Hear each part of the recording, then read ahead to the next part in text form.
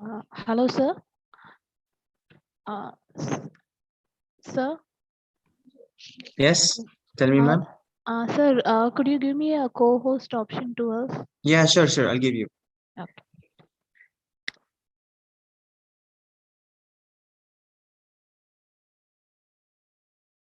Yes, ma'am.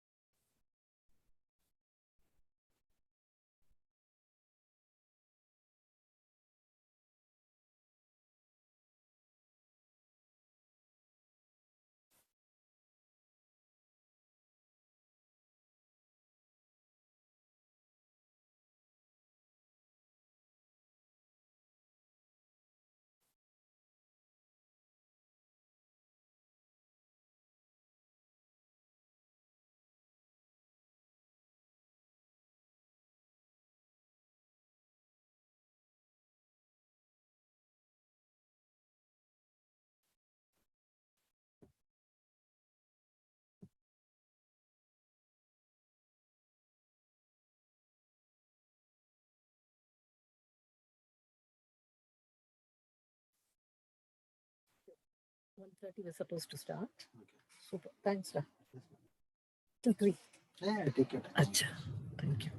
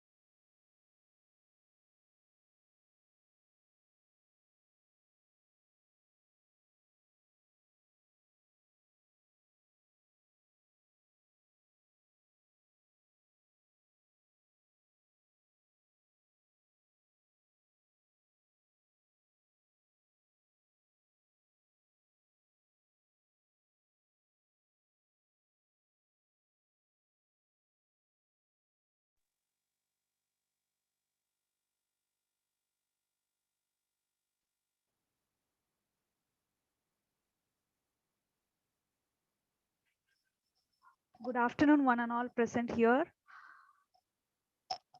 I welcome all the students, the HODs, faculty members to the workshop organized by Career Development Center. And the speaker for today is Ms. Geeta Shankar. I'm very happy to introduce her formally to all of you. Ms. Geeta Shankar is spearheading learning and development, talent management, leadership development, organizational development initiatives, facilitation and coaching for global audience, and fosters positive relationships in organizations through communication, training, media, and public relations. She has her clients in India and abroad. Currently, she is a communication consultant for Samarthanam Trust for the Disabled. She is an MBA in Mass Communication, postgraduate in Economics, Master NLP practitioner from NF NLP Florida, Master Certificate Train the Trainer from Dale Carnegie, Diploma in Counseling and Life Skills, and Certified DISC Trainer. She conducts path-breaking workshops in India and abroad on management skills and works as a management consultant for a few companies. She has had a career overseas for 8 years, heading the Department of Management Studies. Currently, she is with an NGO in Bangalore as a communication consultant and an empathy consultant for a client abroad. She is an active panelist and keynote speaker at industry forums, and she has won several awards in learning initiatives in organization and as a coach for transformation. She loves gymming, traveling, reading, singing, dancing, and she has a lot of friends globally. Become the best version of yourself, mind, body, and soul. Life then responds to our needs. This is her goal in life. I welcome you, ma'am. The stage is all yours. Thank you so much. So now I see we are around 604, 605 of us. Yeah, 604 to be very accurate. First of all, I have to thank the organization for inviting me to be a part of this development and learning to the young, to the youth uh, who really have to, who have a lot of, who have a big role to play in our country as well as in the world, in spite of all the challenges the youth have been undergoing of late. Well, thank you so much. And just let me know when we should begin. And then I want the participants to be very active. If possible, please come on video also. Okay. And lots of questions you should be addressing, you should be asking. So it should be very, very interactive is my sincere request to all of you. Thank you. And let's begin as soon as all of you are ready. Yeah. I wait for the cue from you guys. Do we go? Yes, ma'am. We can start. Okay. Any other formalities? That's it? That's it, ma'am. The dean is a little busy. He said he will join if possible. Okay. So we can start. Yeah, okay. All right, good afternoon, and thank you once again. Now, the chosen topic from your organization, from your college, from your university is effective communication. I find that again and again, most of the organizations as well as schools and colleges, they always ask about communication. Is it so important? What is it? And what is, and can anybody claim and say that I'm a good communicator? No, no one is a good communicator in the sense because it keeps growing. There are lots and lots of things which we have to adapt ourselves to, and it's such a very a long. It has a history and it creates history, and it's a long journey. And every day is a message for us as to how we communicate better to everybody each and every day, because the organizations we work, the colleges we study, the schools we study, and the interaction in the family, the society, it's always like teaching us how to communicate better and better.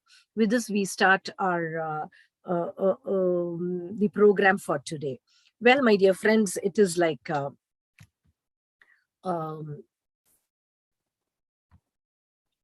where the next slide, it goes. No, ma'am, it is still in the first slide. Yeah, I want the next slide. No, it is not visible. No, I only see presented by Geeta Shankar. I see only the first slide. Yeah, right.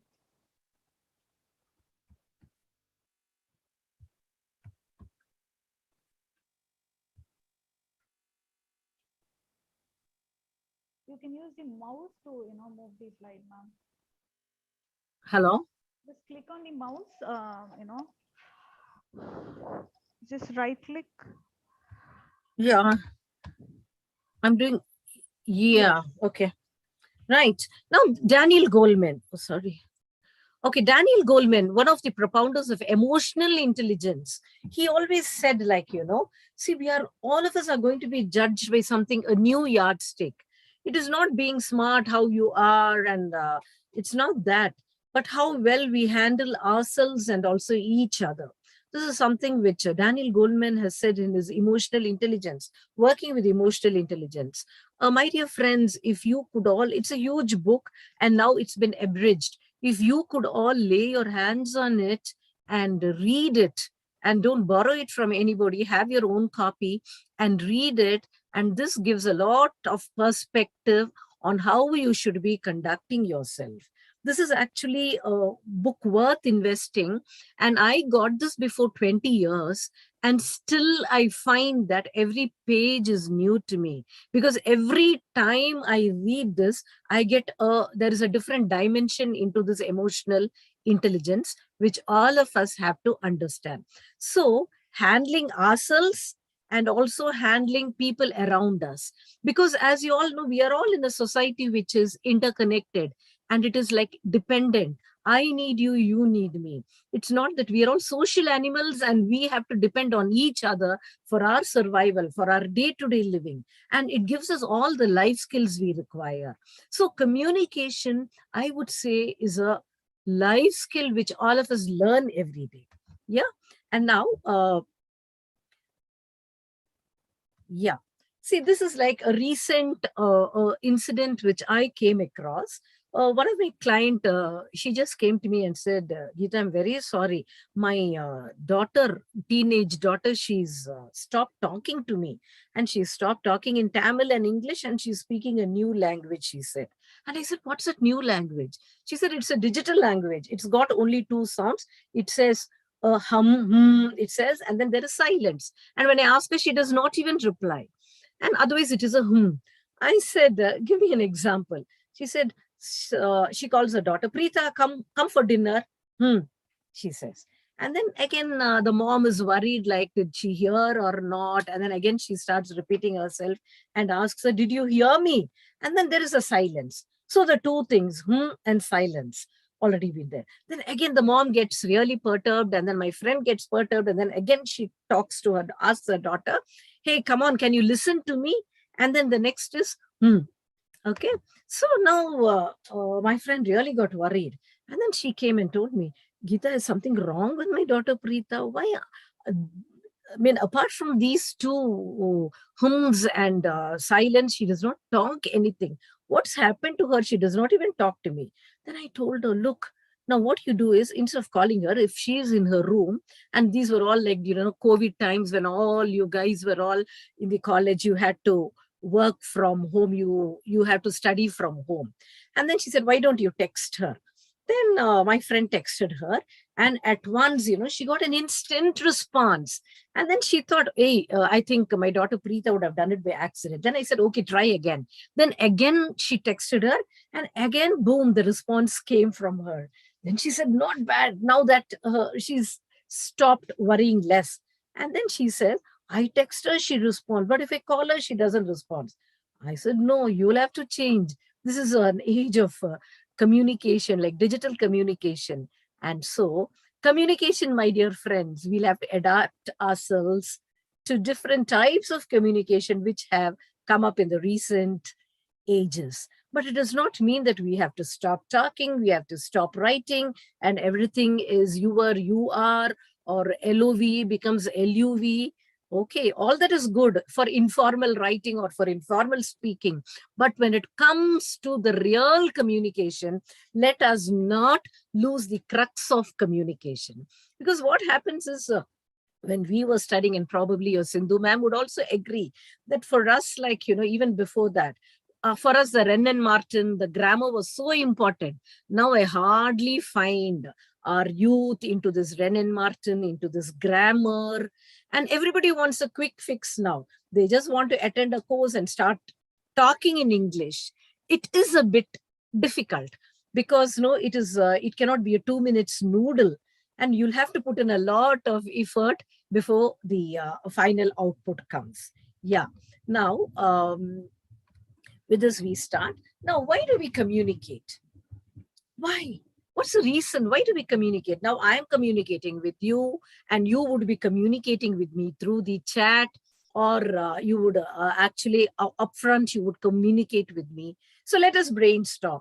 Now I want each one of you either to come on, unmute yourselves and tell me, why do we communicate? I want to hear your voices too.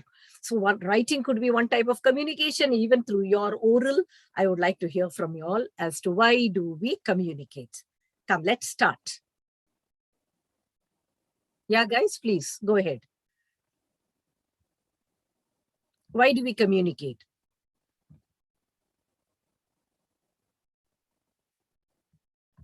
Anybody up there? You have so many here, there. Now you are 764. Yeah, I've started getting messages, share information, express our wants and need, to share information. Great. To express our feelings, to pass and share our ideas, expressing ideologies. Wow. Interact to express words. Some more. Share information and ideas to get insight, show what we have. Good. Okay. And somebody said feelings also, lovely. Convey messages, orders, express ourselves, better understanding, be sensitive. Okay. To show off our skills, opinion through our perspective, to fulfill our needs, to know, to be in connection with others. Great. Thank you so much. All right. Thanks, guys. Thank you so much. Okay. So you have covered almost everything what I wanted to express. Well, and so we communicate for all this. So why do we communicate? To give information, to change the behavior of somebody, to get into action, to ensure understanding, to make requests, to motivate people, to encourage, to give instructions, to persuade, to build rapport, and it goes on and on and on. So we communicate for many things. And with whom do we communicate? We communicate with our family people. We communicate with our teachers. We communicate with our friends in college. We communicate with elders. And then when you start working, you start communicating with your boss, your peers, etc., etc. So this communication is a continuous process. No amount of teaching you what to communicate, how to communicate, why you communicate, all that is going to take us very far. So this is like, a race. We keep on running every day and we keep on acquiring new skills. That is why I said in the beginning, no one is a born communicator. Communicators are also made. You might have been born with certain skills, but until and unless you fine tune it, and until and unless we start polishing the skills according to the days or adapting ourselves to new times, communication would be a major threat to us most of the times. Yeah. Then now, when we communicate, we try to build relationship. Yes, you agree with me? Yeah. And that communication, to build relationship, how should it be? I'm talking about a positive relationship with people around us, since we are interdependent. For that, we communicate with a lot of care, trust. You'll have to trust people, and with a lot of respect, depending upon the audience with whom you communicate. So communication with trust will build a relationship that can last for a lifetime. So these are the two most important ingredients: is trust. Suppose you say, she does not believe me, my father does not believe me, my teacher does not believe me. Probably we have failed in building a trust. Otherwise, just one thing from you, they would believe. So communication means there has to be a lot of trust, and that will build a lot of relationship. Okay, this is absolutely important. Now, what are the different types of communication we have? Communication is a very big vertical, I would say. It's a big vertical, and there are different types of communication. And what could be the types of communication? Can you again put it into the chat box or unmute yourself and tell me what are the different types of communication we have? Yeah. Yes. Start. The 753 participants here, the intelligent minds, start putting in your answer. What are the types of communication? Verbal, non-verbal, body language, digital communication. Your screen is not visible, ma'am, because I had made it, is it? I don't know that, okay. The screen, you mean to say the PowerPoint is not visible? It is visible. Mass communication, eye contact. Well, I don't know. I think there should be some technical flaw from your end. I don't know. You'll have to ask the people, the technical people there, because I'm able to see the screen and it is also sharing. Okay, hand signals, verbal, non-verbal, written communication. Somebody says it's crystal clear. Facial expression, tone. Beautiful, beautiful, beautiful. Thank you so much. Thank you. It's such an enthusiastic, there's so much of enthusiastic participation from all the people here. Okay, written communication, visual communication. I wish you could be on the other hand handling this class. Okay, social media communication, intercommunication. Good. Thank you, guys. Thank you so much. Okay, now, yeah, the types of communication. What are the types of communication? So the types of communication are oral and written. You've covered all this: oral, written, oral, one-to-one. One-to-one is interpersonal. Yeah, and one-to-many is either you make presentations, it is a public speaking. And one thing you must all remember is, and there is one more thing called intrapersonal. I said interpersonal is one-to-one. There's something called intrapersonal, wherein you talk to yourself. We all talk to ourselves, don't we? Yes, like, hey, I've been such a stupid yaar. My God, I didn't know this could happen. I wish I had spoken better. I wish I had handled the situation better. It could be anything intrapersonal. I tell you, my dear friends, is intrapersonal communication is very, very important. Once you stop communicating with yourselves, that is the end of growth. Yeah. Okay. And this intrapersonal communication is also connected to the auto suggestions, which we recommend in neuro-linguistic program. So intrapersonal, you have to talk to yourself in the language. Suppose, let us say a person is a bit weak in English. So he or she should take steps to communicate within himself or herself interpersonally.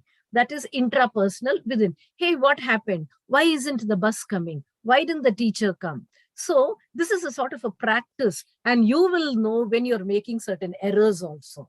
So this is one-to-one and one-to-many, and speaking to yourself, which is intrapersonal. Now, my dear friends, when you are communicating, the medium is very important. The medium is like, the language you choose to speak to. It could be your mother tongue, it could be English, Kannada, or it could be Tamil, Telugu, or Hindi, or anything. And the medium is important. And next is words. There are three aspects, like, the words. And here, when I say words, you should be emphasizing on the which word it is important. This is very important. For example, somebody says, I just do not know how much I love you. Okay, suppose I'm telling this to you. I just cannot tell you how much I love you.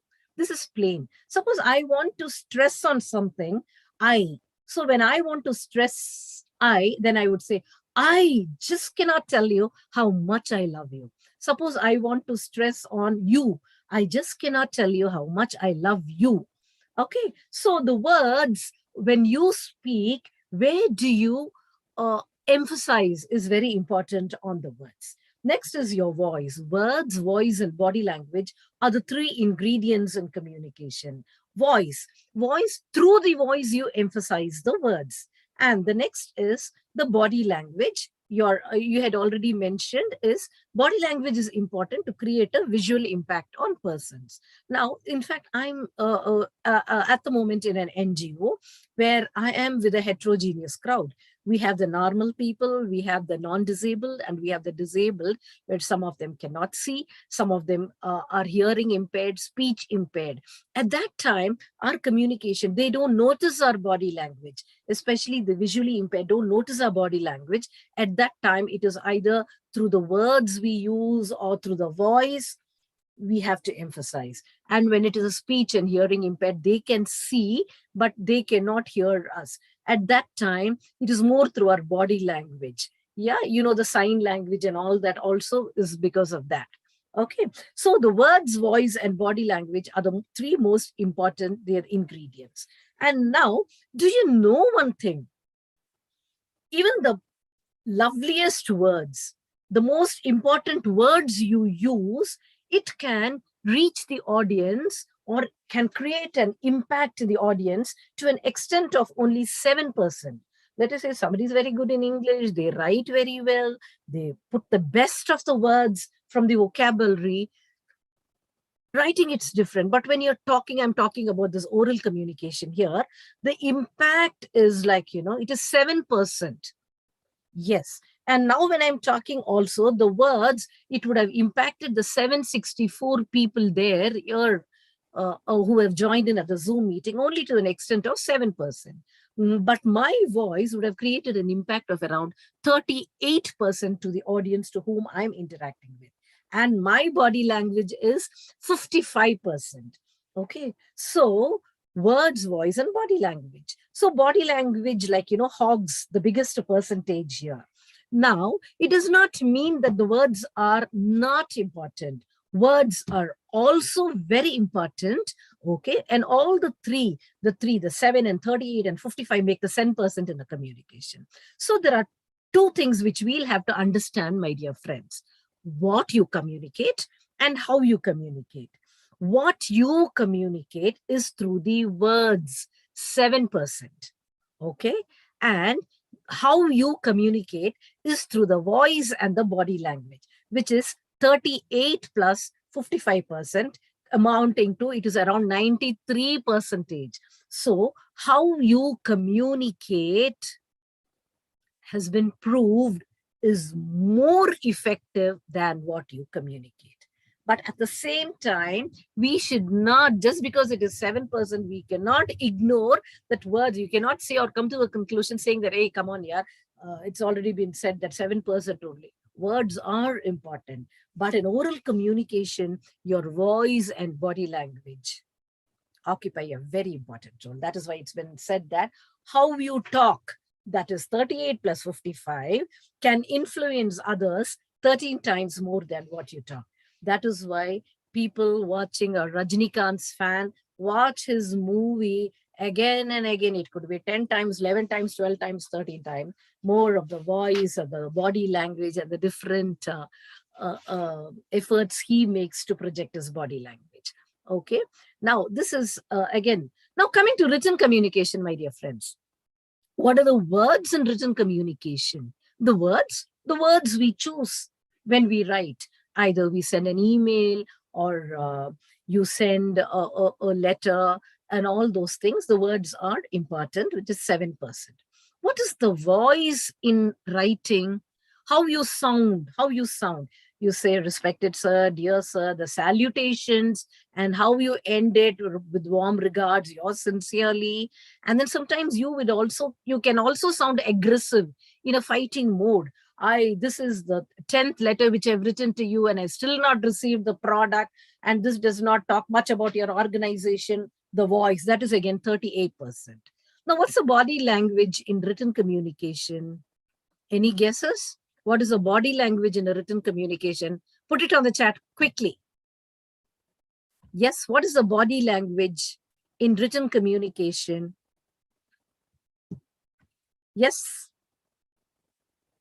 Words. Yes, next. Tone, presentation, gestures, exclamation, style and words, style. Okay, style.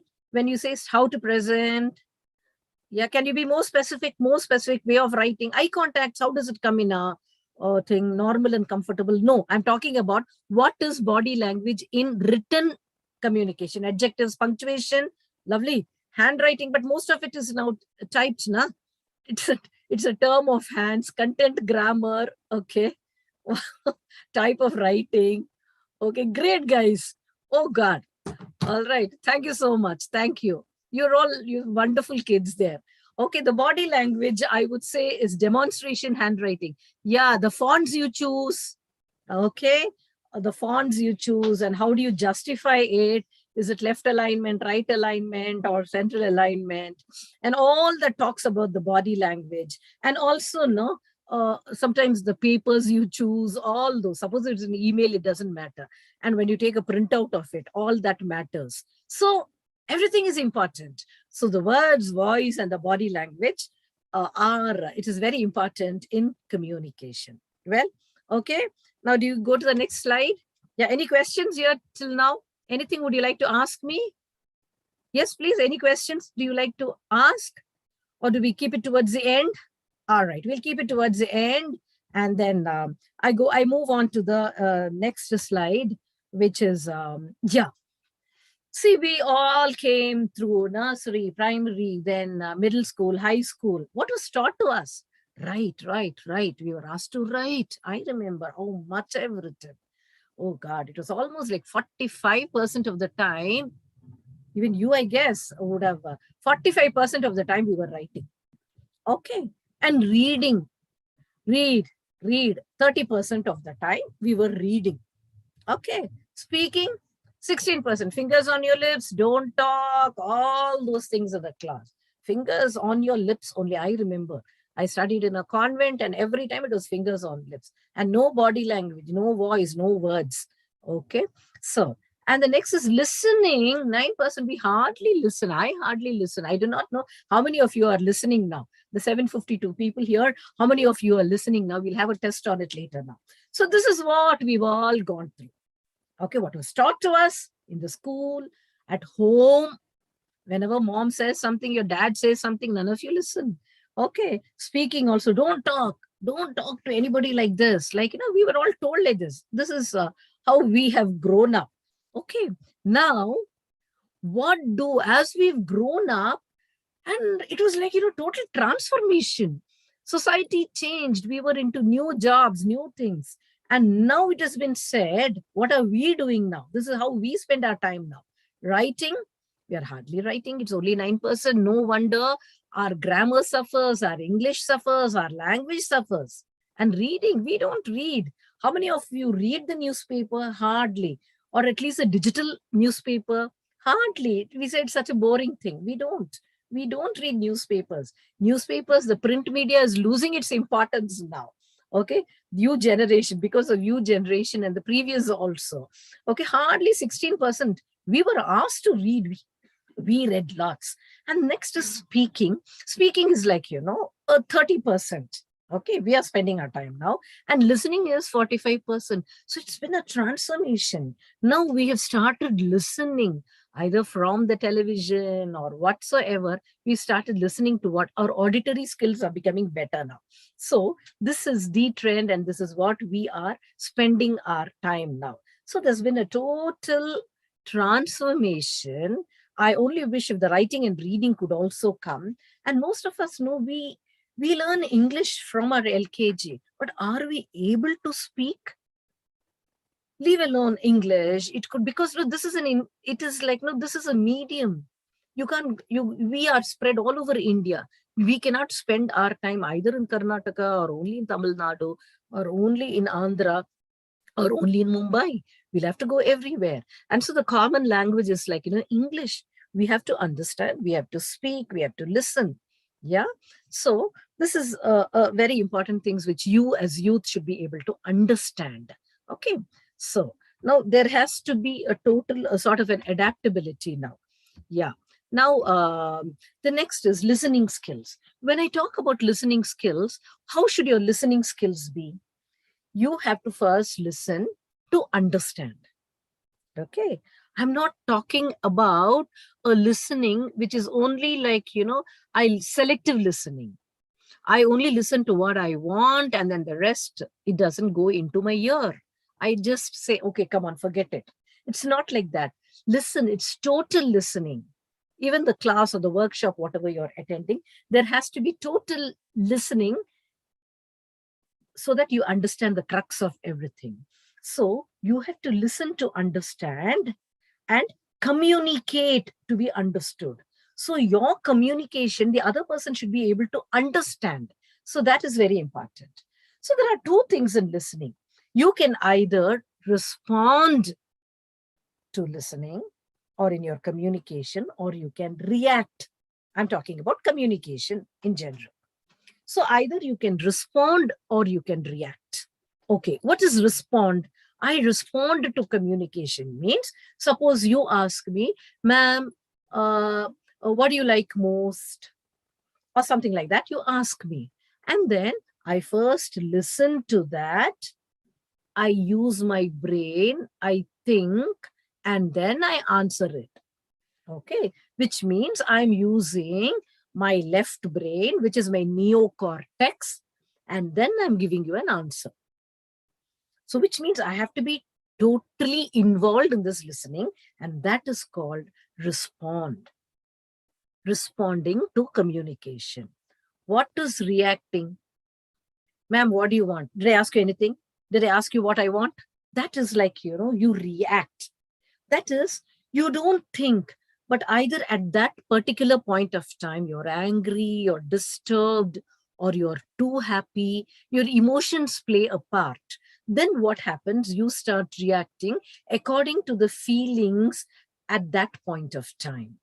We're all, because no men, we are a mixture of thinking and feeling. So we do not know at what point of time, at that time, whether it is the thinking or the feeling which overtakes. So it is always better to respond and not react. Okay. So communication is responding instead of reacting. But not at all times can we also respond. Let us say, I would like to say something like Eve teasing happens. At that time, what do? You naturally, you react. Okay. So, but always, most of the times, like communication, we respond than reacting. Well, the next is, here what do? You choose your words, you choose your voice, body language, and according to the audience. So your audience could be your teachers, they could be your family people, your dad, mom, your younger brother or your younger sister or your uncles, aunties, etc., etc. So choice of the words, my dear friends, is absolutely important. The words you choose are very, very important. Now, usually, I would say communication, there is a lot of relationship between communication and your personality. When a person starts talking, we can easily gauge his personality, he or she. Okay, because this is associated with the words, the choice of words they use, the voice, and also the body language. So accordingly, it has been said that there are three types of personality. One could be a submissive personality. That is after they communicate. Okay, there's a relationship, I told you, between communication and personality. So one could be a submissive personality, aggressive and assertive. When I say submissive, means a very soft, I wouldn't say soft, a person with less self-esteem or with less confidence. Okay, it could be because the way he's been brought up or because of the environment, it could be of the education, it could be anything. Okay, I'm not saying this is right or this is wrong.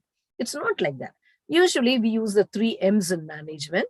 This submissive personality is called the mouse personality. Always like, he or she lets go everything. He or she does not mind losing to the cat. Okay, that is a mouse personality. He says, okay, let me lose so that the other person wins. That is a personality determined from the communication. Usually these people are very soft. Okay, they are not like, they don't stand up like with their shoulders held high. All right, and then the choice, should I say or should I not say? If they say, what will people think? Okay. And usually, that is the shoulders, they would be keeping it like this, and there would not be enough body language, eye contact would not be there. Yeah, all this would be a submissive personality. You can easily find out from the people. The next is an aggressive personality. This aggressive personality is linked to a monster or a giant. And always such people would want a win-lose sort of situation. That is, I win, I am everything. I am the mightiest, okay? And I win so that the others lose. And these aggressive personality, and then looking at their body language, etc., it is usually like, hands on the waist, and then like, a look which is like a very like that straight look, and a bit of what would I don't know, sort of like, hey, what are you, that type. And two head held high and aggressive, and always ready to shout at people. such people, okay? And their eye contact will be like, almost like trying to ridicule others or make fun of others. These are aggressive personalities, okay? Then you have the assertive personality, and then which is linked to a man, because man has the thinking. Yeah, he's got a lot of IQ, intelligence quotient. And what does this man say? Win, win. Let me also win, and let me also. I want others also to win. So there is a sort of a win-win relationship here. Assertive, like, you can be very comfortable with such people. They make others comfortable. Eye contact is direct. And then they are very nice, warm, friendly people. They they take people along with them. So looking at their body language, the choice of words, yeah, their voice, you can make out whether they are submissive, they are aggressive, or they are assertive. You could do this sort of a research even in your house. You can find out how your mom is, how your dad is, how your brother is, how your sister is, your cousins, everything. So this is a personality. And once you know what personality he or she is in, or the communication pattern they follow, then accordingly, my dear friends, you can flex your communication according to the need. If he or she is submissive, you are an assertive person, you can go to their level and you can also be submissive to them. No, you tell me, I want you to tell me first. Why don't you open out? And it is like, you can talk with them. And once you know he's aggressive, you can confront this person from an assertive angle, first of all. So you can do this from an assertive side, but still, if that person refuses to relent, probably you can take on to the next stand, which would be aggressive. Okay, but only after, but don't react, just respond. All right. So these are the few things which I thought I could tell you. Now, we were talking about interpersonal and intrapersonal. The slide should have been there. What is that intrapersonal, where you talk to yourself, like I like me, I love me, I hate me, poor me, blame me, bad me, etc. Now, why I brought the slide is, so the youth of today, not only you, even we grew up, this is to the youth. In fact, I should not say today's youth in general, most of us have gone through it, is that we are familiar, the youth, I'm not a youth now. So we are familiar, you guys, you're familiar with most of the things, but none of you know the true self which is hidden in you. Self-awareness, I'm driving to that. Self-awareness. How many of you know yourself? You as a person. Do you know, have you taken time to explore what you are, who you are? What are my strengths? Have you done a SWOT analysis on yourself? What is my strength? What is my weakness? What are the opportunities which are around me? And what are the threats which I'll have to challenge? Have you ever taken some time to explore yourself? Okay, that is very, very important. So self-awareness. Once, my dear friends, you know who you are aware who is Geeta or who is anybody there, the Rekha or anybody. Once you know that, then only you will be able to manage yourself. After that comes self-management. Self-awareness leads to self-management, which is very, very important. See, here I would like to remind you that, okay, here, we have, all of us have a personality, yes or no? We do have a personality. Suppose I ask one of you, what's your personality? What would you say? Just one person on the chat, one or two people. Suppose I ask you, what's your personality? What would you say? Quick, can you put it into the chat box? What's your personality? I'm just looking for one or two answers.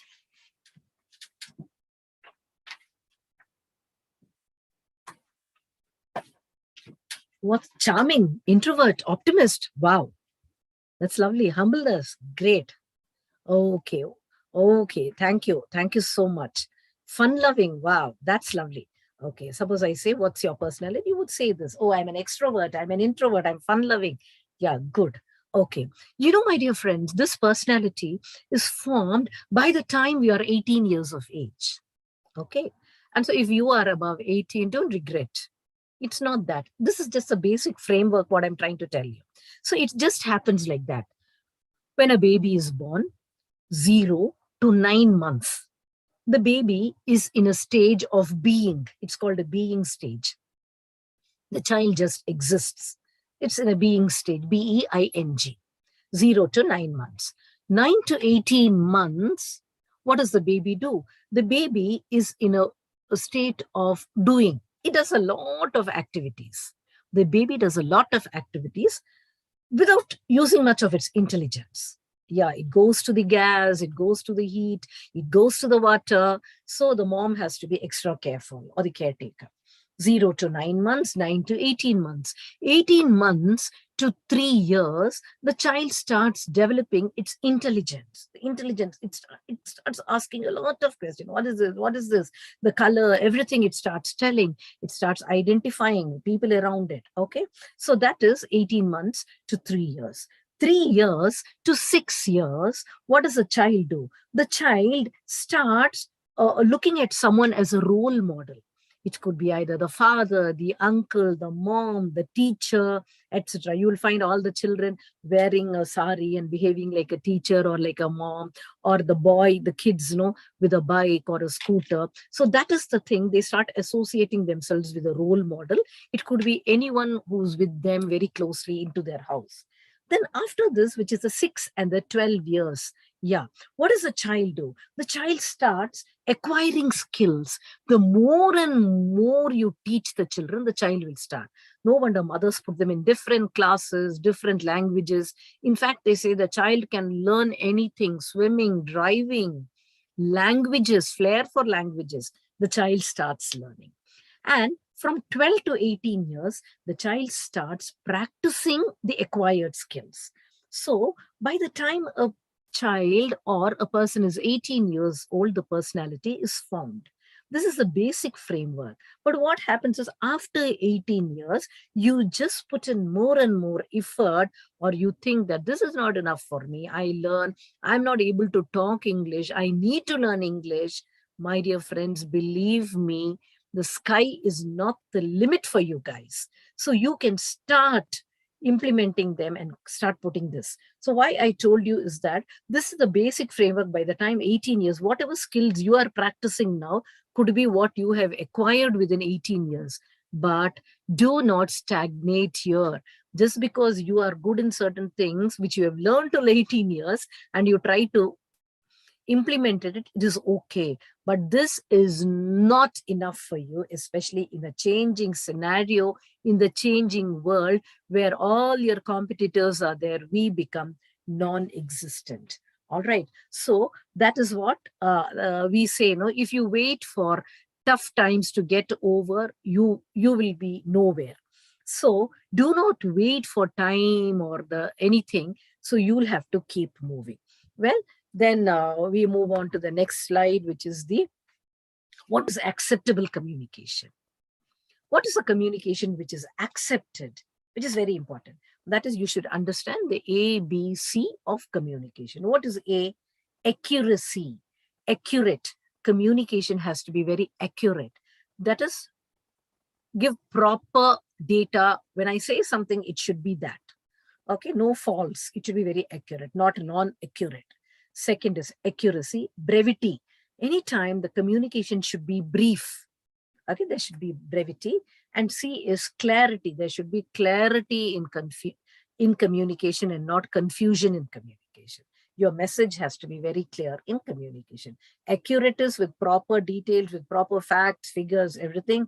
Brief or brevity. And C is clarity. Even when you speak 2 lines, it should be very, very clear. Okay. And next is appreciative. Communication should be appreciative, because as I told you, we are all in a society where each one of us need the other. You should be able to appreciate the communication of others, and that should flow in your communication. Yes. The third one is the effective listening.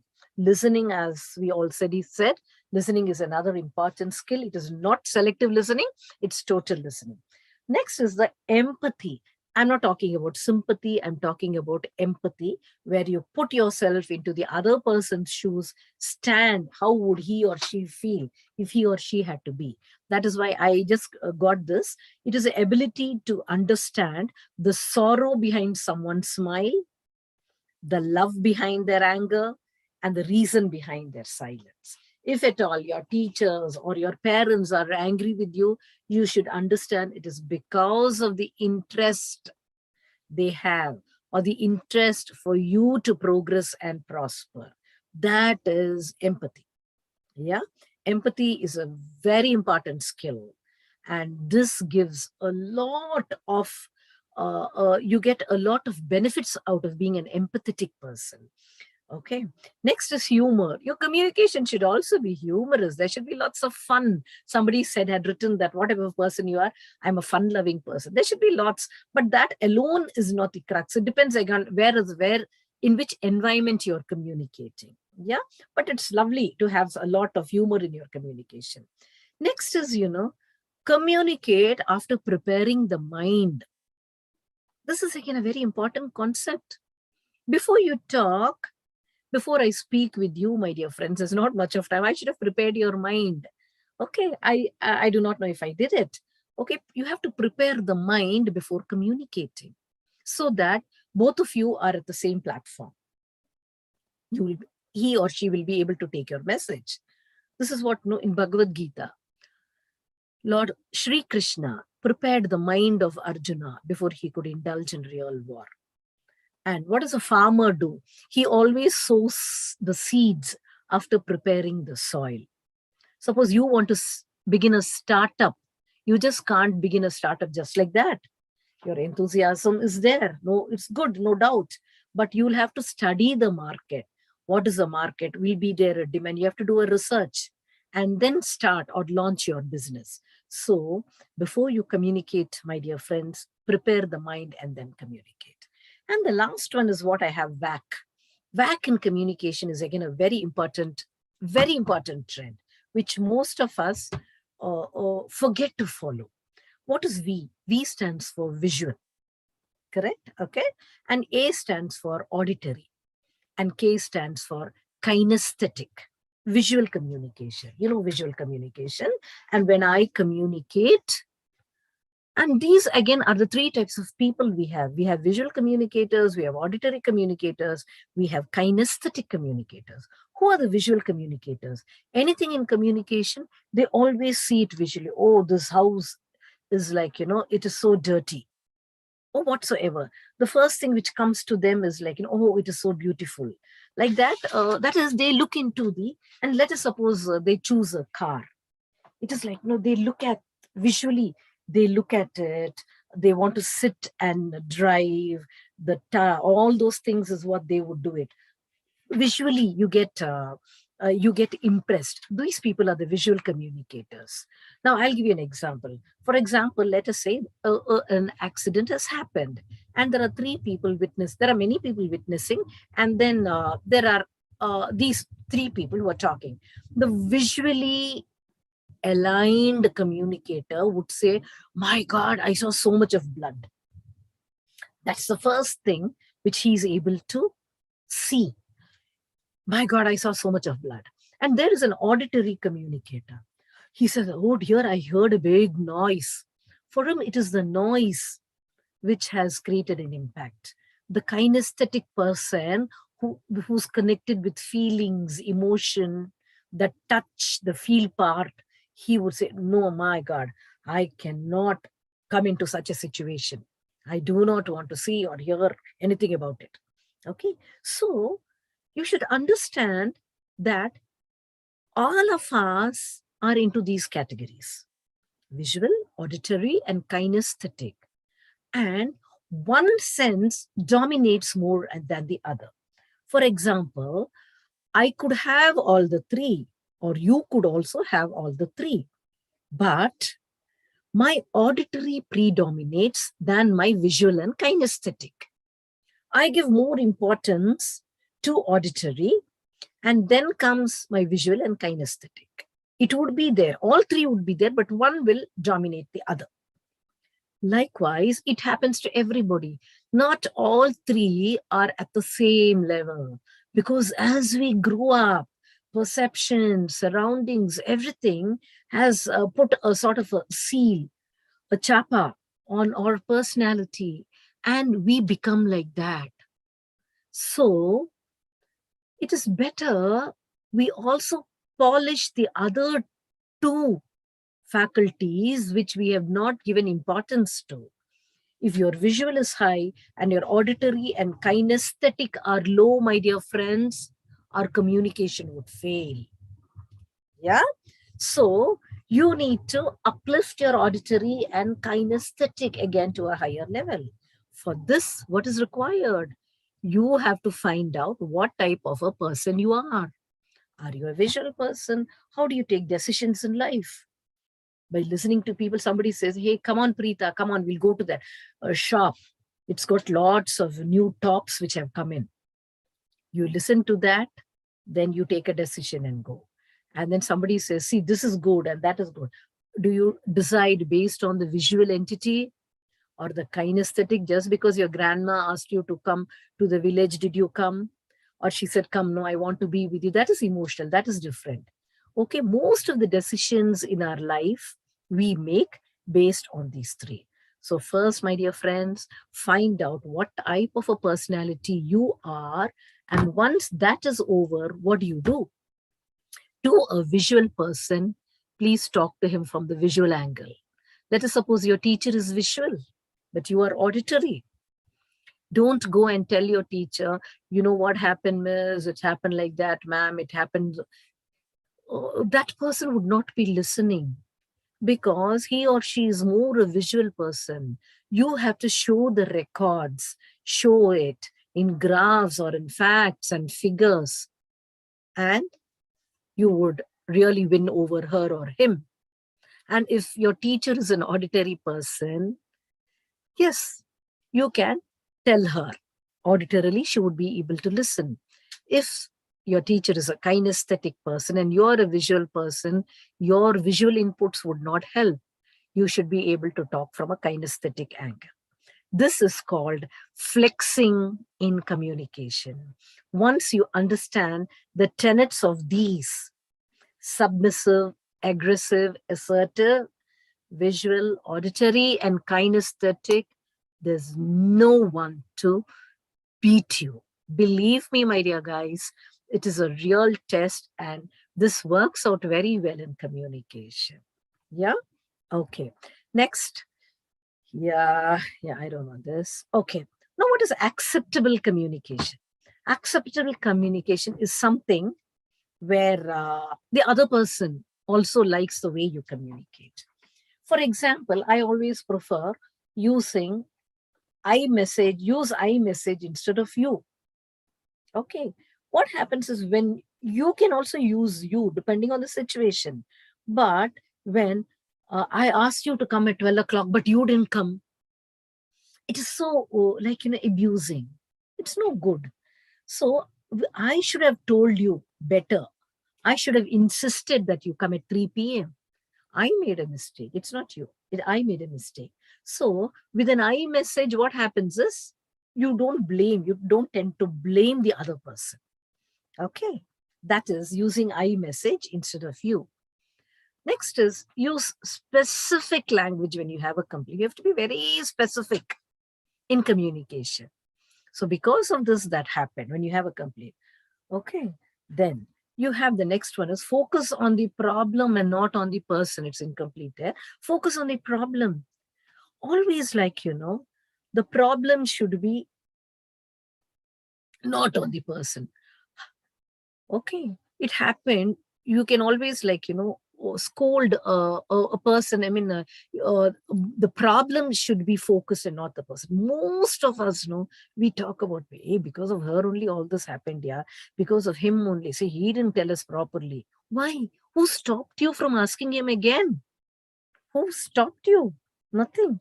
So, oh, he's to be blamed. No. Have you ever considered the situation why it happened? So focus on the problem and not on the person.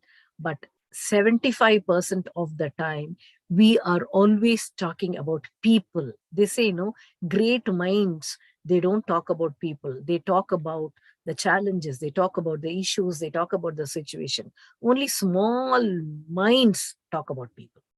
Okay. Next, whenever you're communicating, stop bringing up ancient history. I knew you would fail because even last time you messed it up. Even the year before last also you messed it up. I believed you. It is wrong. So don't bring, if it is this, you use that. Forget past, forget about the future. Okay, be in the present and don't bring up ancient history. Next is when you're talking, you pay attention to your body language, which is very important. It has to be in alignment. The words you speak, the voice, it should align with your body language. Suppose, oh, you say, oh, how nice to see you.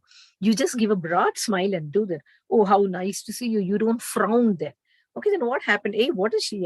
Her mouth is saying something, but there is no sync between what she says and what she thinks is what the message you would be getting. Next is communication, my dear friends. Never shut down. Anything, most of the problems can be solved through proper communication. Yeah, diplomatic communication, right? Never stop communicating. Oh, I've stopped talking to my uncle for the past 7 years. I don't like the way he talks. No, we call it stonewalling. It's very bad. It is an ultimate failure in communication. Yeah. And then there are certain words like, superfluous words we call in English. It is like, actually, I find many of the times I've been in HR interviews selecting people, there I find the only one question we ask them, tell us about yourself. And we find that not many are able to clear this. Tell us about yourself. Why? It is the simplest of the questions, but the most complicated to many of us.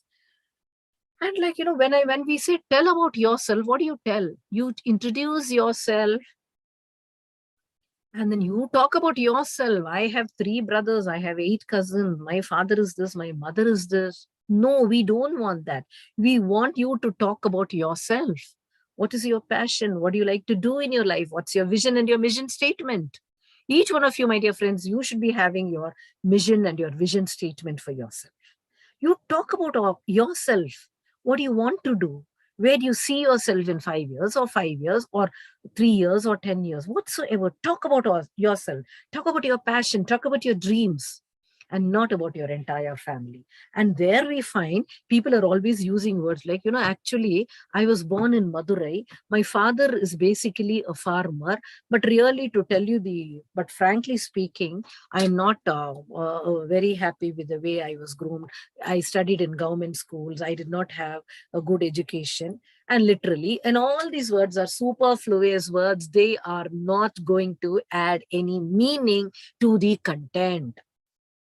And you know what? When do you use actually, basically, really, frankly, literally, when you are not confident about yourself? They are like, sort of a stick you use just to support yourself. So, my dear friends, do not use these words. Okay. Then the next is acceptable communication. Don't be dogmatic, which is like, you give sweeping generalization. All politicians are bad. All working women neglect home. All men are bad. Like that, never make this in your communication. You are judged by the way you speak. Be careful about it. So do not use this. This is one story which I would like. This came in Reader's Digest many years ago, and I typed it out. And I'm going to read out to you. Once an old sage sat meditating under a banyan tree. He was visually impaired. A man came up to him and said, "Hey, old man, did you hear anyone passing this way?" The sage replied, "No, my good man, I did not hear anyone." After some time, another man went up to that old sage and asked, "Old man, did you hear anyone passing by going this way?" The sage replied, "Oh, yes, a man went by just now and he asked me the same question." The man went away. After some time, another man came and asked, "Noble sir, did you hear anyone passing this way?" The old sage replied, "Yes, your majesty. A soldier went first, and then your minister. Both of them asked the same question."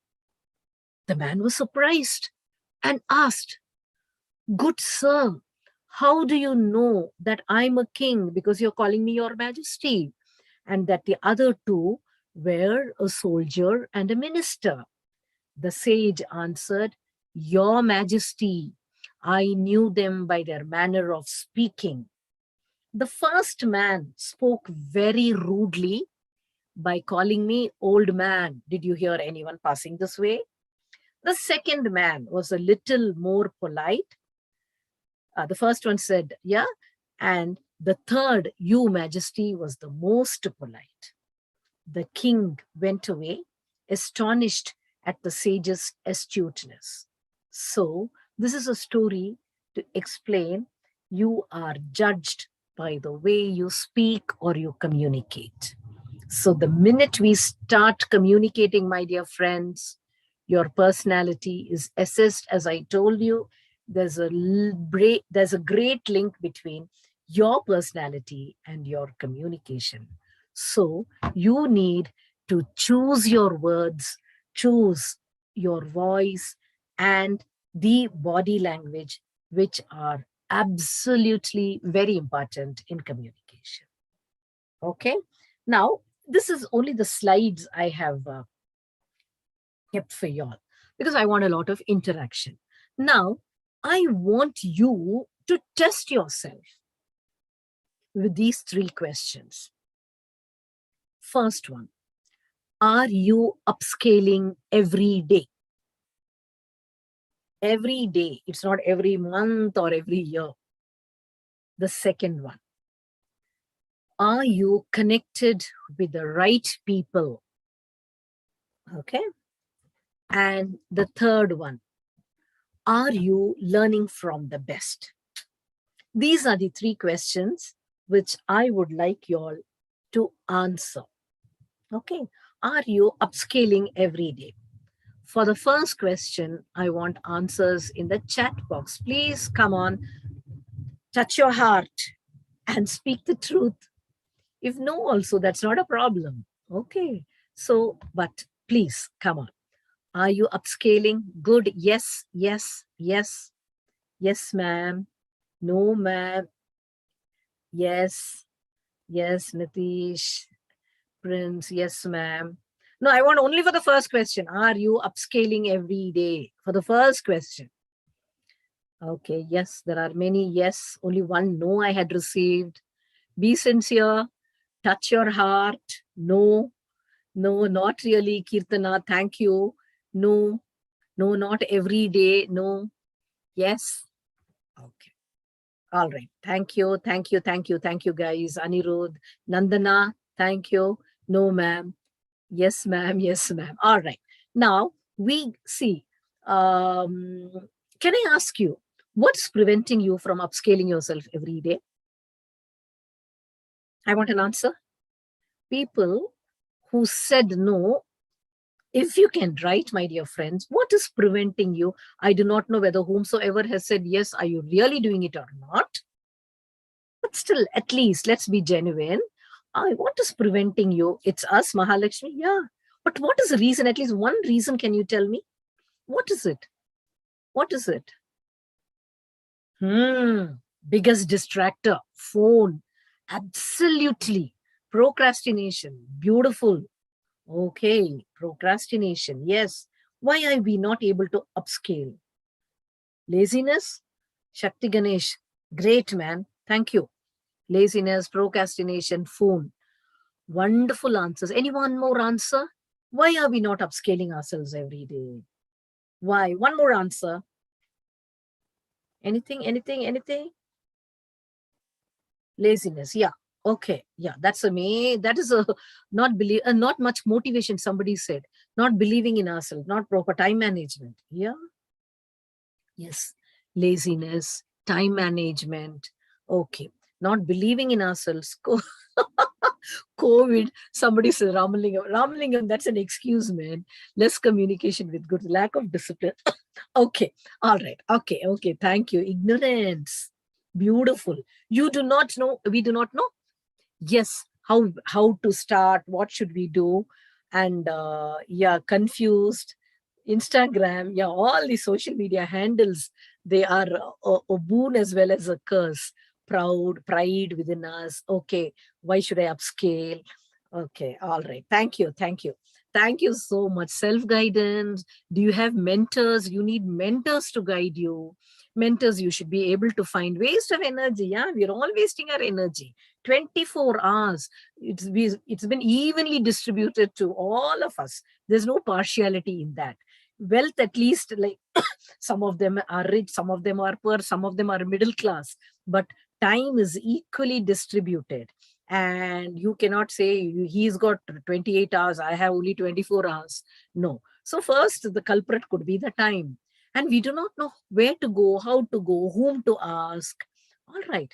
One thing I would like to tell you, my dear friends, it is like, networking is very, very important. You get onto a rocket ship, okay, and then don't just look for a seat.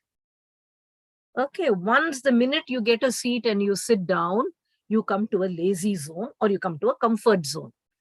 Do not sit. Do not ask. Once you get into a rocket ship, do not ask, where is my seat? You have to network. Networking is the most important skill which you all require.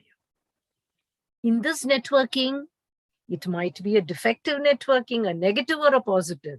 You have to choose. You have to choose the best networking. Keep moving with people. Keep moving with people who are above you, at least in knowledge and their skills and their attitude.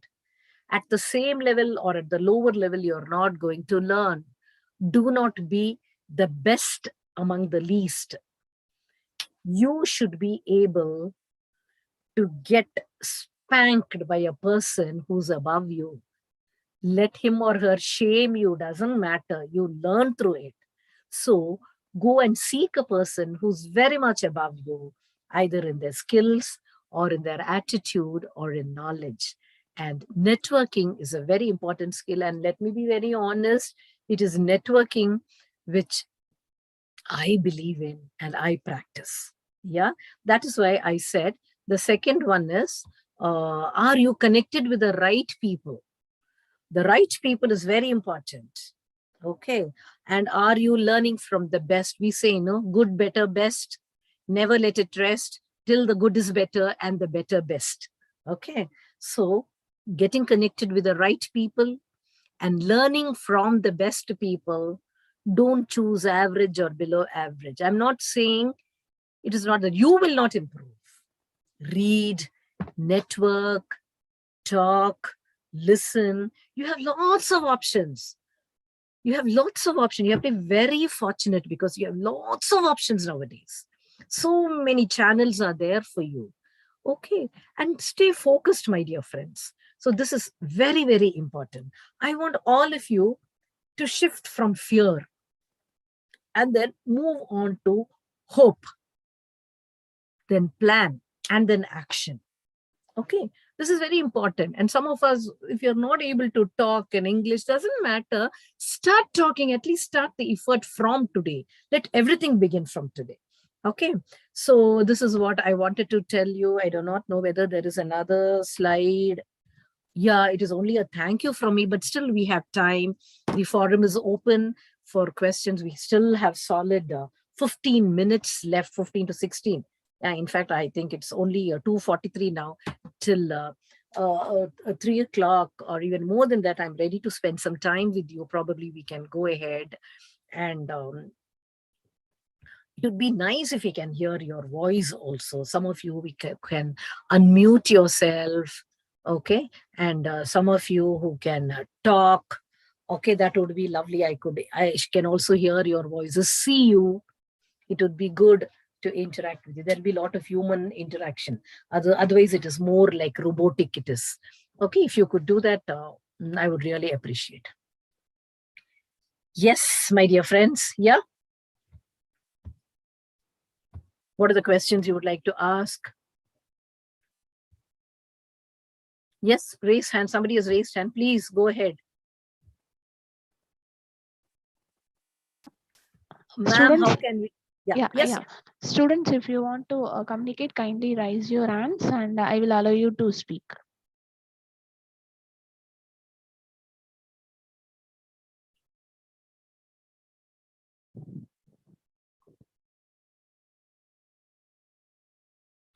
Ma'am, one of the student asked, how can we upscale ourselves? Okay, upscaling ourselves. I told you, first is networking. You have to be in forums, my dear friends, in different forums, which can allow where there's a lot of youth interaction. I'm not talking about social media.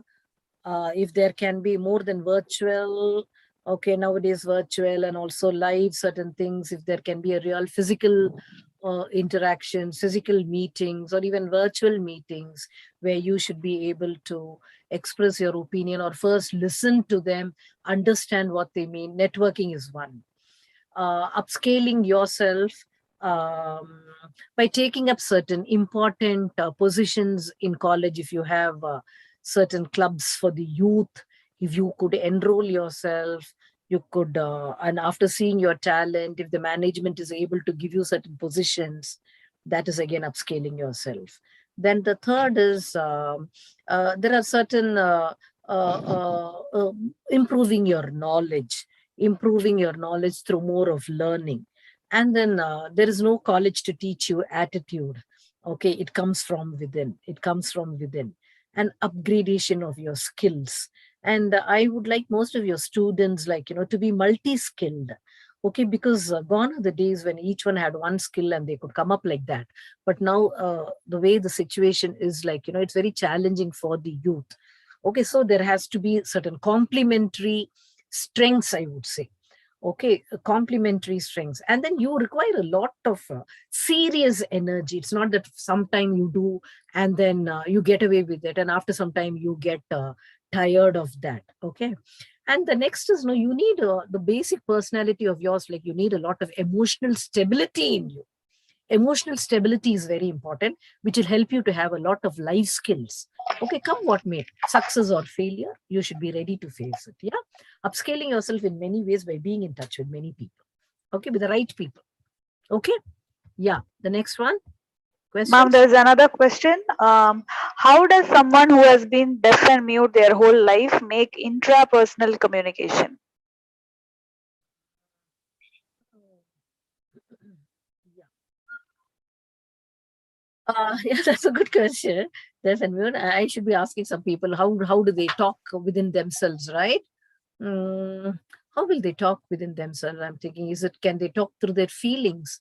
They could talk through their feeling. They use a lot of sign language, and then they say this, that, so many things.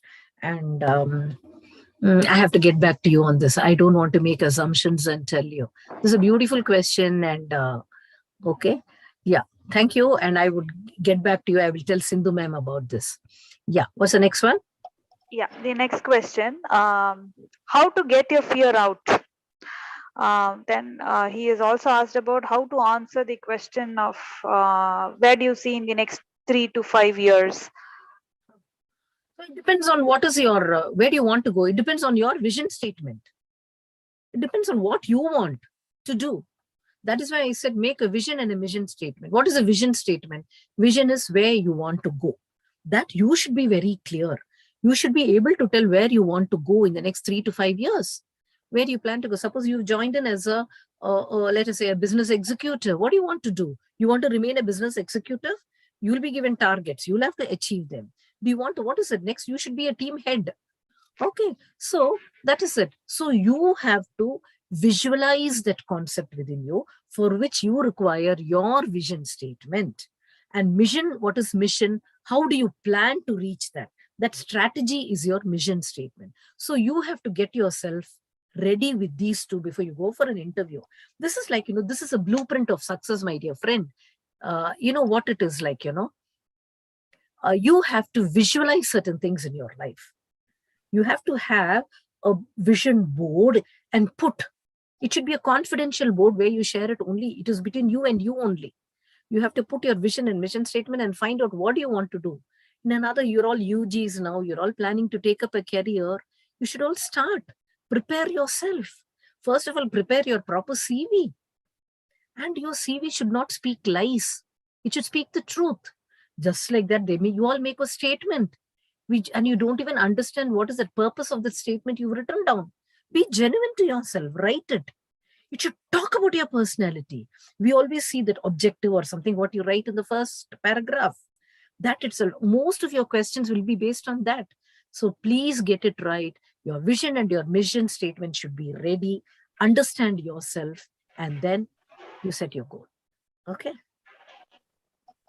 Yes. Okay. Did it answer your question? Sahil, Yes or no? did it answer your question? Yes, yes, yes, given a yes. All right. Okay, there's one more question. How to improve body language? Like, for example, some students have incongruent body language. What they speak is different from what they project in their body language. So, how to manage that? How to improve body language? There, I would say there's no sync between your mind and your body. Yes. Right. When your mind and your body are not synchronized, you will not have any clarity. Okay. Because body language, there is no a school to teach you body language. It comes from within. If you believe in what you say, then your body language would be very natural. You don't say, I want you to be natural. It's not like that. It's very cosmetic. So when there is no sync between your mind and body, your body language will not be okay. Yeah, which means there is something wrong. How do you improve it? Now, this is the thing. Okay, how do you improve it? This is only through your breathing exercise.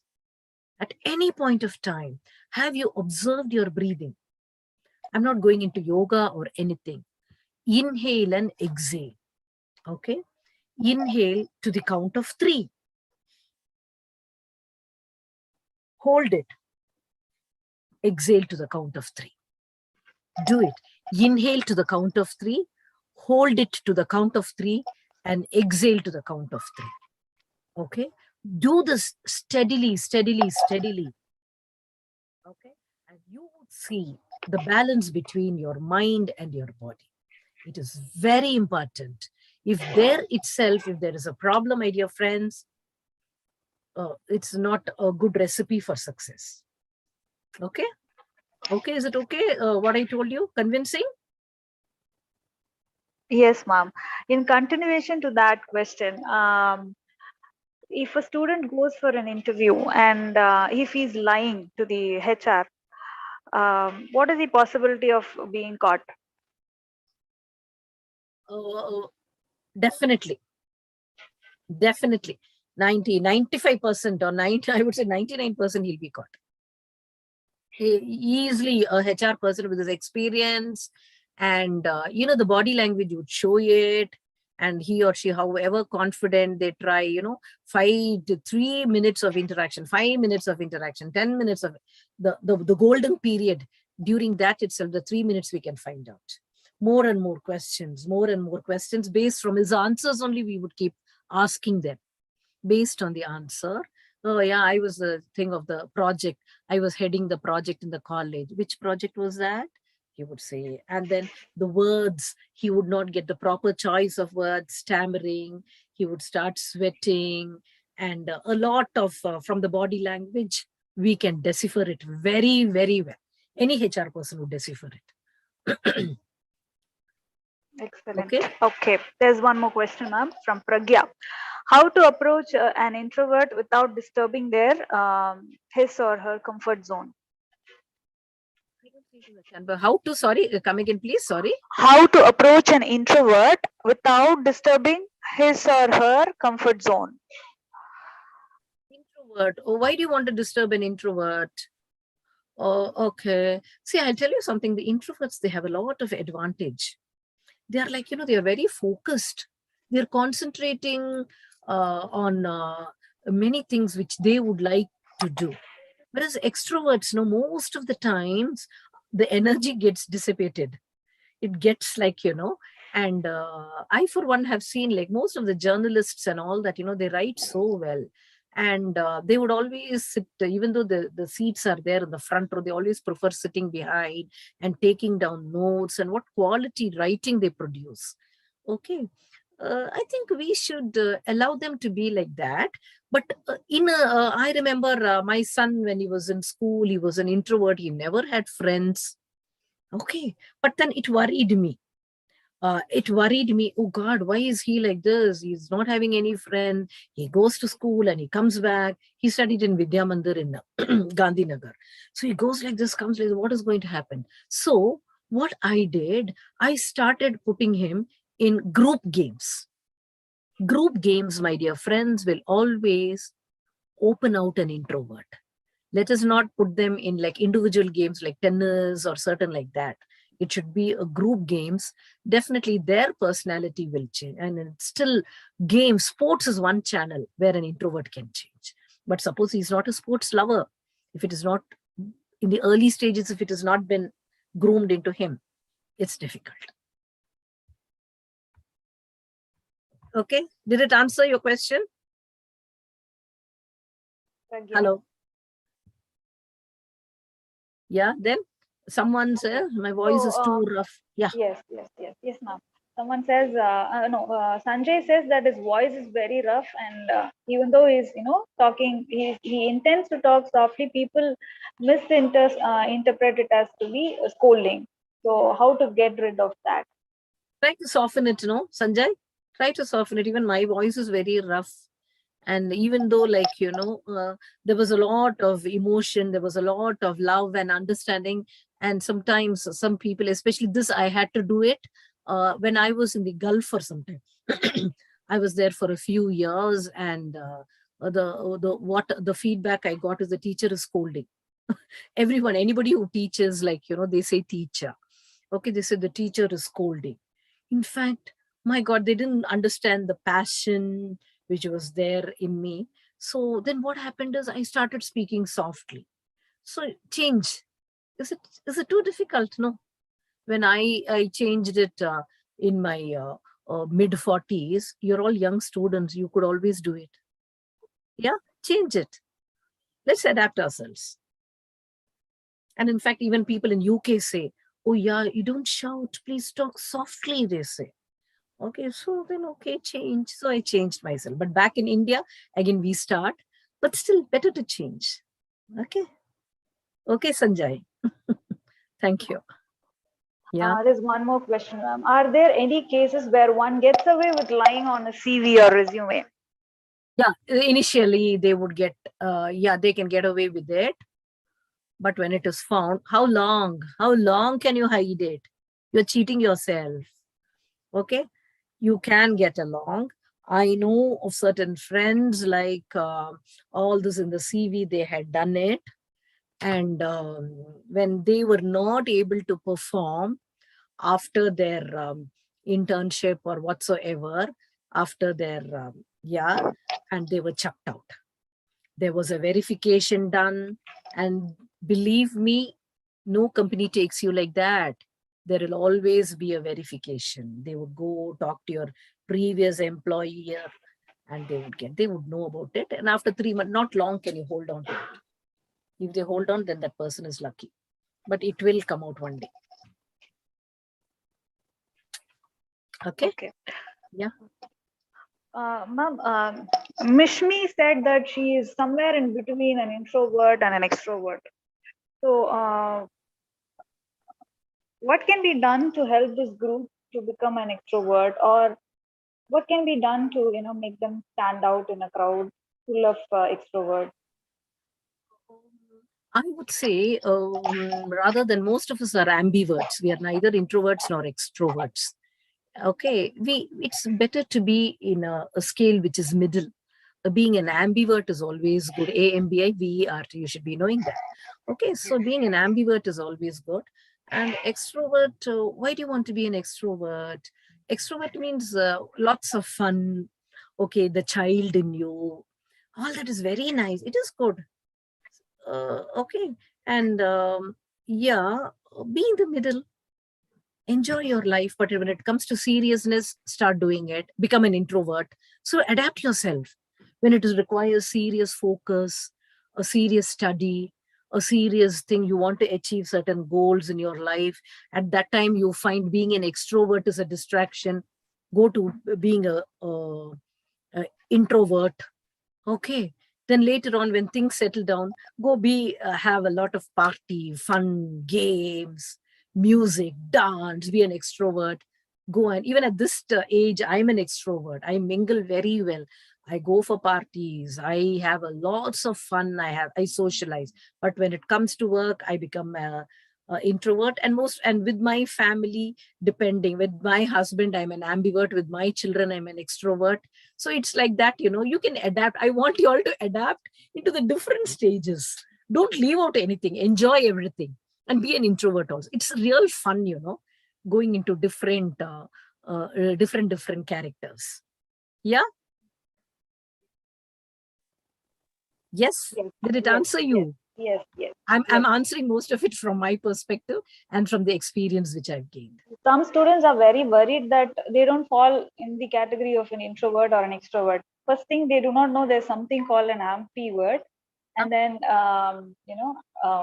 Very good. yeah, It's very good. Being an ambivert is very good. ambivert. Yes, they do not know that there is a category, and not many people speak about it. So they want to get into that extrovert category. No, it's not. Don't want. Be an ambivert. It's like, you follow the middle path, like what Buddha said. It's a middle path. It's good. You are neither in for any shocks or no agony and no pain. It's like pleasure in the middle level. Very good. I really appreciate being an ambivert. You guys being an ambivert. Yeah. Okay, how to overcome from self-doubt and shy when communicating to others? It is there. Overcoming self-doubt and shyness. Okay, self-doubt. What's there to have a doubt in you? What's there? Okay, you have to fail. Hey, another thing is, you all guys, you should understand. Suppose, let us say you don't have something. It's better to say, no, I don't know. Like, for example, my trips abroad, like before I could go and see people around, I was thinking that I should know everything. Being like, I should be an ideal mother, I should be an ideal wife, I should be an ideal professional. Hey, it is so much of what to say, it's agony. It's like, why do you do that? Be what you are, but do not have a self-doubt. It's going to, this self-doubt is because of what? You don't believe in yourself. With the littlest of talent, I would say, believe in yourself. You're capable. Who told you you're not capable? That self-doubt you'll have to remove. How do you remove it?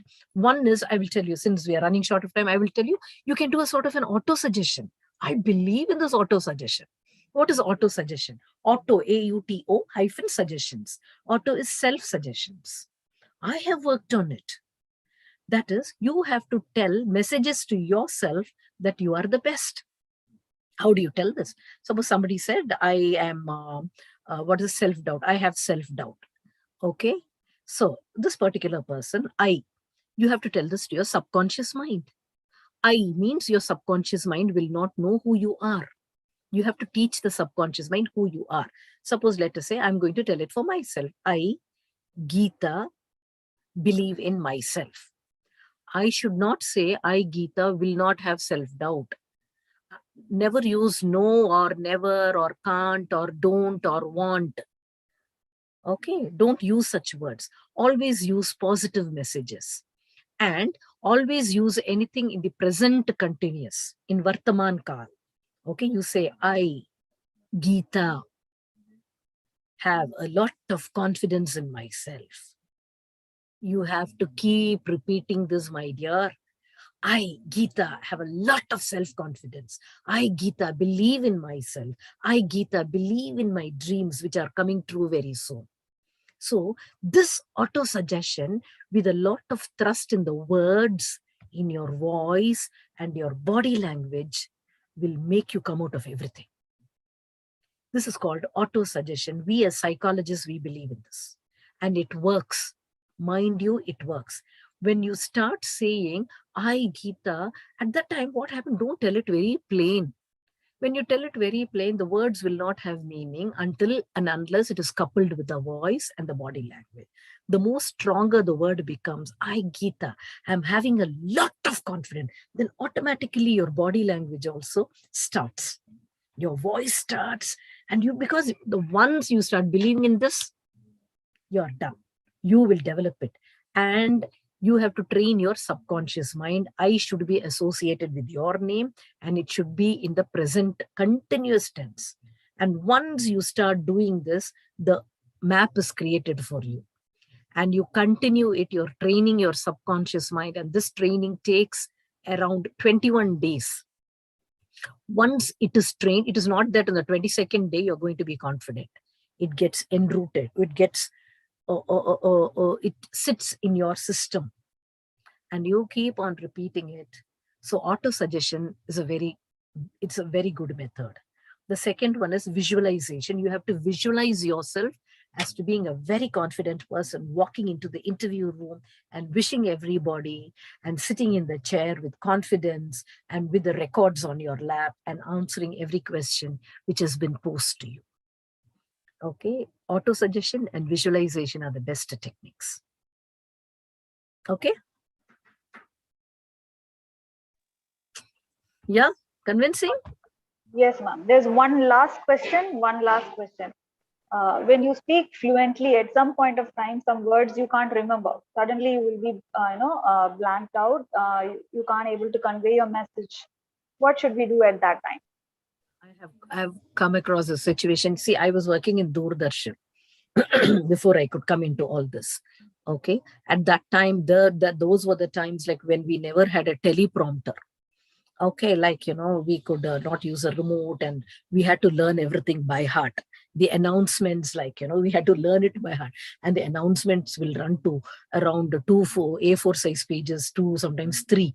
We had to get it by heart and go in front of the mic, and it was always live. There was no recording. It was no recorded. Announcements and news were live in Doordarshan in Chennai. So what happened is we used to go everything blank. At that time, what we were taught is like, inhalation and exhalation. That also we would forget to do. Then what do? At that time, you need a few seconds for the brain to restart. At that time, what should you do? Now, you have to have some fillers within you. Some fillers. Okay, folks, now around 6 o'clock. Yeah, now folks, I hope you listen to all this. Now, what would be the next program after this? So some sort of a filler you'll have to have. A few seconds, I would say. 1, 2, 3, 4, 5, 6. And by that time, even before you count 10, your brain sharpens and you get it. Suppose you don't get it, you'll have to have a script handy to look into it.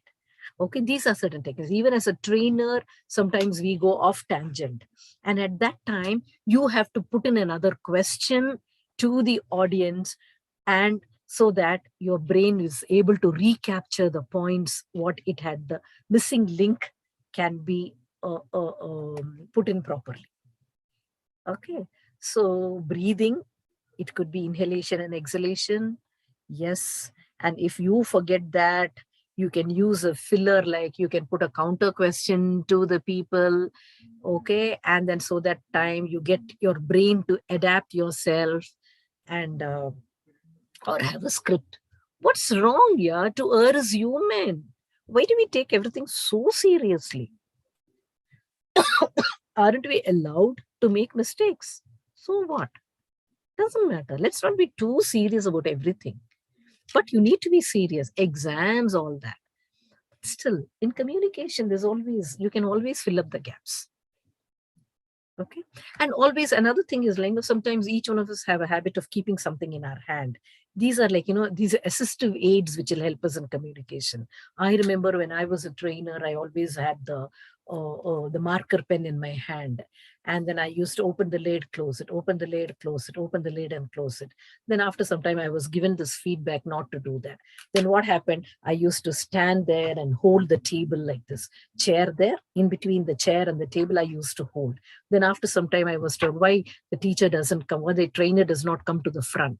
So I came in front of the table, and with my hind hands, I used to keep it behind. Then after that time, again, I was given a feedback why the trainer is not moving. Then it started. It only after 2 to 3 years, I started walking. When I got all the script into my head, the confidence improved. See, it's not a one day affair. It's like, no, it takes time. So constant practice and focus will definitely help us. Okay. Yeah. Yes. I think there are no more questions. Mm-hmm. Thank you for answering all the questions, ma'am, from a practical point of view. And now I invite Ms. Deepalakshmi to propose the formal vote of thanks.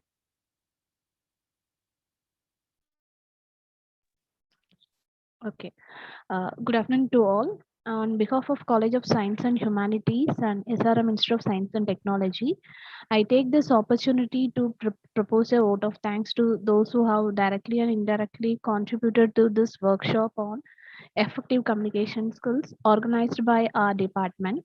And I thank our speaker and resource person, Ms. Geeta Shankar. We are really enlightened with your knowledge and the points that you have discussed. Surely it will help our students in many ways like interviews and placement and all. And thank you, ma'am. And we are thankful to our management, Dean, Deputy Dean for their enthusiastic support. A special thanks to our department faculties and communication department for their unflinching support and coordination. Our heartfelt thanks to our students for their active participation. With this warm words, we come to the end of today's workshop. Thank you, ma'am, and thank you, students. Okay, thank you very much. Thank you for the opportunity given. I enjoyed interacting with all the students here. Thank you.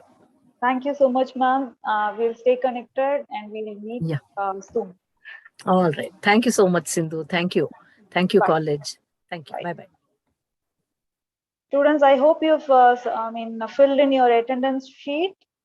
If you don't fill in the sheet, you will not be given attendance. So don't forget to fill in and submit it. Can I exit, Sindhu? Ma'am, yeah, ma'am, you can leave the meeting. All right. Thank you so much. Yeah, Thank you. yeah. Bye.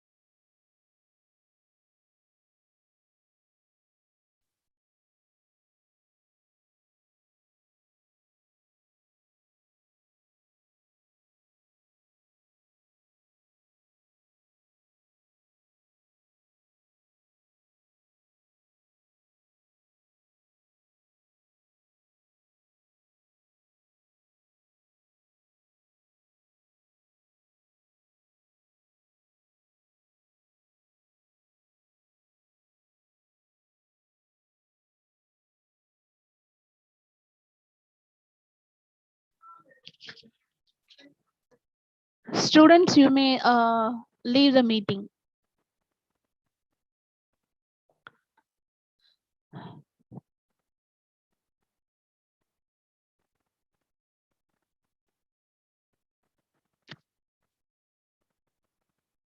Thank you, students.